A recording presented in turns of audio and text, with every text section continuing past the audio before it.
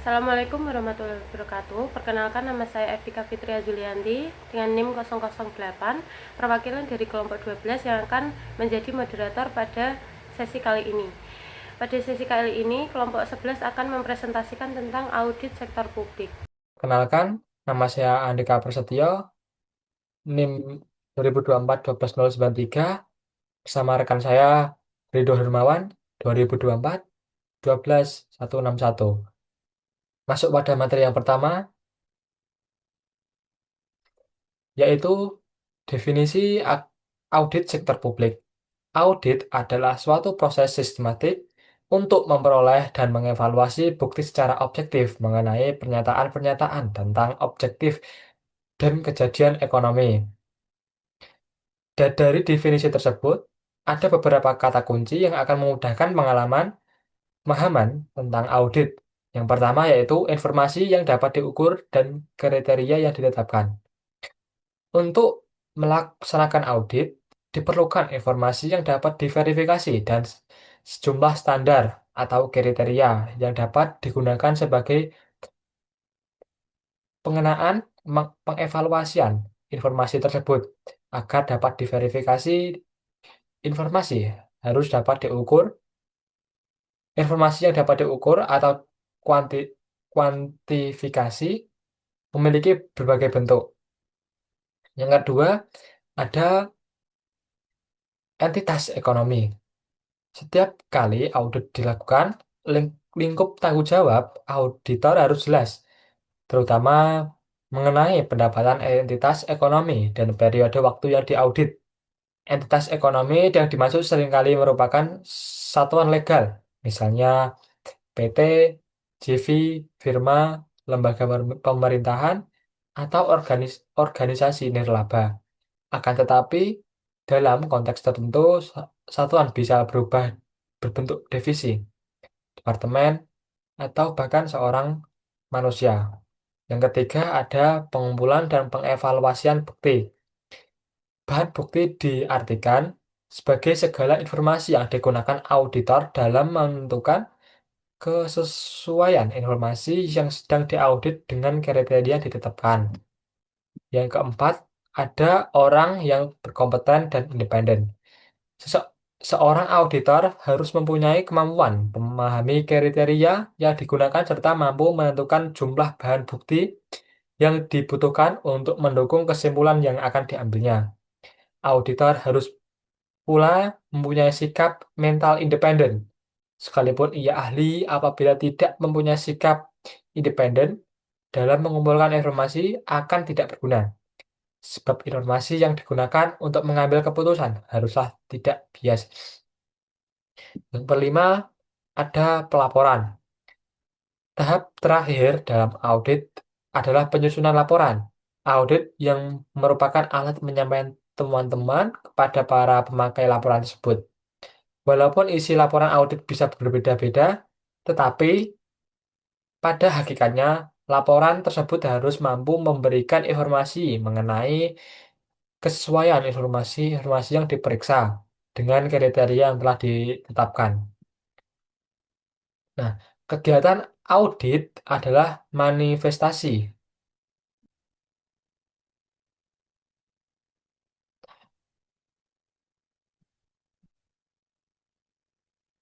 Nah, kegiatan audit adalah manifestasi dari pelaksanaan pertanggungjawaban manajemen dalam mengelola keuangan dan operasionalnya. Pernyataan mengapa dilakukan audit atas laporan keuangan dan laporan operasional lainnya. Alasannya karena satu, penggunaan informasi yang pihak-pihak yang berkepentingan atau stakeholders tidak mempunyai kemampuan atau kesempatan untuk mereview keseluruhan kegiatan dan main substantifnya, dan atau tidak memiliki akses langsung untuk menilai kredibilitas manajemen, melainkan hanya bisa percaya melalui review kritis terhadap laporan yang telah disajikan. Selanjutnya yaitu ada jenis-jenis audit. Secara umum, dalam akuntansi non-publik, audit dibedakan dalam tiga jenis, yaitu ada laporan keuangan atau financial statement audit. Selanjutnya ada audit operasional atau operational audit, dan yang terakhir ada audit ketaatan atau compliance audit. Masuk yang pertama yaitu ada laporan keuangan. Audit laporan keuangan bertujuan menentukan apakah laporan keuangan secara keseluruhan yang merupakan informasi terstruktur yang akan diverifikasi telah disajikan sesuai dengan kriteria-kriteria tertentu. Umumnya, kriteria itu adalah prinsip akuntansi yang berlaku secara umum. Seringkali juga dilakukan atau laporan audit keuangan yang disusun berdasarkan basis kas atau basis akuntansi lainnya yang sesuai dengan kebutuhan organisasi yang bersangkutan. Asumsi dasar dari suatu audit laporan keuangan adalah bahwa laporan tersebut akan dimanfaatkan oleh kelompok-kelompok berbeda untuk yang maksud yang berbeda. Oleh karenanya, jauh lebih efisien mempekerjakan at- satu auditor untuk melaksanakan audit dan membuat kesimpulan yang dapat diandalkan oleh semua pihak daripada membiarkan masing-masing pihak melakukan audit sendiri-sendiri. Yang kedua ada audit operasional, merupakan penelaahan atas bagian maupun dari prosedur dan metode operasi atau organisasi suatu menilai efisiensi. Auditor akan memberikan sejumlah saran kepada manajemen untuk memperbaiki jalannya operasional perusahaan. Nah, tujuan dari audit operasional ini adalah untuk mengevaluasi kinerja, mengidentifikasi kesempatan untuk peningkatan dan membuat rekomendasi untuk perbaikan ataupun tindak lebih lanjut. Yang ketiga ada audit ketaatan. Nah, audit ketaatan ini bertujuan mempertimbangkan apakah auditi atau klien telah mengikuti prosedur atau peraturan tertentu yang telah ditetapkan pihak yang memiliki otoritas yang lebih tinggi. Suatu audit ketaatan pada perusahaan swasta dapat termasuk penentuan apakah para pelaksana akuntansi telah mengikuti prosedur yang telah ditetapkan oleh perusahaan. Selanjutnya ada standar audit sektor publik. Standar audit sektor publik merupakan pedoman bagi auditor dalam menjalankan tanggung jawabnya. Nah, dari eh, sek- standar audit sektor publik ini ada tiga, yaitu yang pertama ada standar umum. Standar umum yang berisi audit harus dilaksanakan oleh seorang atau lebih yang memiliki keahlian dan pelatihan teknis secara yang cukup sebagai auditor. Yang kedua, dalam semua hal yang berhubungan dengan penugasan, independen, dan sikap mental harus dipertahankan oleh auditor. Yang ketiga, dalam pelaksanaan audit dan menyusun laporannya, auditor wajib menggunakan kemahiran profesionalnya dalam eh, dengan cepat dan seksama. Yang kedua, ada standar pekerjaan lapangan. Standar pekerjaan lapangan ini terdiri dari tiga juga. Yang pertama, ada pekerjaan harus direncanakan sebaik-baiknya jika tidak digunakan asisten, harus disupervisi dengan semestinya. Yang kedua, ada pemahaman yang memadai atas struktur pengendalian internal harus diperoleh untuk merencanakan audit dan menentukan sifat, saat, dan lingkup pengujian yang harus dilakukan. Yang ketiga adalah bukti audit kompeten yang cukup harus diperoleh melalui inspeksi, pengamatan, pengajuan pertanyaan, dan konfirmasi sebagai dasar yang memadai untuk menyatakan pendapat atas laporan keuangan yang telah diaudit. Yang ketiga dan yang terakhir eh, yaitu standar pelaporan. Standar pelaporan ini terdiri dari empat. Yang pertama adalah laporan audit harus dinyatakan apakah laporan keuangan telah disusun sesuai dengan prinsip akuntansi yang berlaku umum.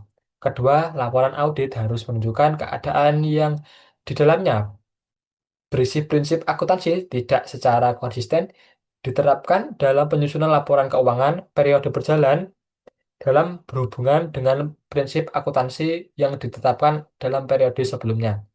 Yang ketiga, ada pengungkapan informasi dalam laporan keuangan harus dipandang memadai kecuali dinyatakan lain dalam laporan audit.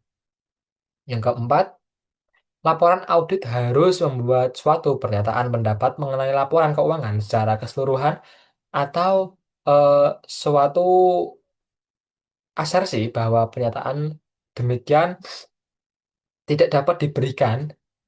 Jika pendapat secara keseluruhan tidak dapat diberikan, maka alasannya harus dinyatakan dalam semua hal yang mana auditor dihubungkan dengan laporan keuangan. Laporan auditor harus membuat petunjuk yang jelas mengenai sifat pekerjaan auditor, jika ada, dan tingkat pertanggungjawaban yang dipikulnya. Sekian materi dari saya. Materi selanjutnya akan dilanjutkan oleh rekan saya. Berikutnya ialah pengertian sistem audit sektor publik.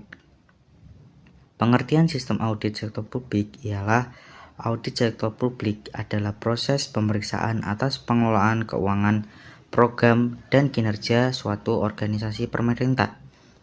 Audit dilakukan untuk memastikan akuntabilitas, transparansi, dan kebutuhan terhadap regulasi.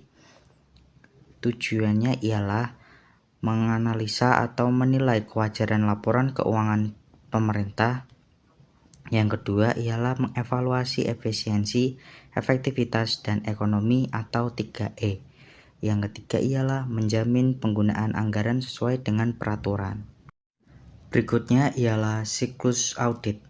Yang pertama ialah perencanaan audit, yaitu hal ini mencakup menentukan tujuan, menyusun program audit, dan mengidentifikasi sumber data dan metode audit. Perencanaan ini memastikan audit berjalan fokus, efisien, dan tepat sasaran. Yang kedua ialah pelaksanaan audit. Hal ini mencakup pengumpulan bukti, dokumen wawancara atau observasi, pengujian sistem pengendalian internal, pengujian kepatuhan dan substantif. Tahap ini adalah inti audit, tempat auditor melakukan pemeriksaan detail. Yang ketiga ialah pelaporan dan tindak lanjut.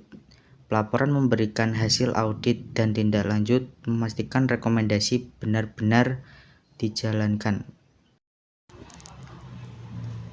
Berikutnya ialah teknik audit. Yang pertama ialah teknik pemeriksaan dokumen. Teknik ini digunakan untuk memastikan bukti administratif valid dan konsisten. Hal ini mencakup menelusuri dokumen transaksi, kontrak, dan laporan keuangan, mengecek kesesuaian dengan regulasi dan prosedur, mencocokkan data antara dokumen internal dan eksternal. Yang kedua ialah teknik wawancara dan observasi. Wawancara dan observasi membantu auditor memahami kondisi nyata di lapangan. Hal ini mencakup mengajukan pertanyaan kepada pegawai terkait proses kerja, mengamati langsung kegiatan operasional dan kondisi fisik aset, menilai kesesuaian proses dengan standar yang ditetapkan. Yang ketiga ialah teknik analisis data dan sampling. Menggunakan analisis trend ratio atau pola untuk mendeteksi anomali, mengambil sampel transaksi secara statistik untuk diuji, menilai efisiensi, efektivitas, dan risiko. Teknik ini memungkinkan auditor memeriksa data besar secara efisien dan akurat. Kesimpulan pada sesi kali ini adalah audit sektor publik merupakan instrumen krusial dalam mewujudkan tata kelola pemerintahan yang baik atau good governance melalui pengawasan yang tidak hanya berfokus pada kebenaran laporan keuangan, tetapi juga pada aspek ekonomi, efisiensi, dan efektivitas penggunaan dana negara. Melalui peran lembaga seperti BPK atau BPKP, audit ini berfungsi sebagai jembatan transparansi dan akuntabilitas yang memastikan setiap kebijakan memberikan manfaat maksimal bagi kesejahteraan masyarakat sekaligus mencegah praktik korupsi. Dengan demikian, audit sektor publik bukan sekedar prosedur administratif, melainkan mekanisme vital untuk memberikan rekomendasi perbaikan sistem intern dan meningkatkan kepercayaan publik terhadap integritas serta kinerja instansi pemerintahan. Sekian presentasi dari kelompok 11. Bila ada salah kata maupun perilaku, mohon dimaafkan. Wassalamualaikum warahmatullahi wabarakatuh.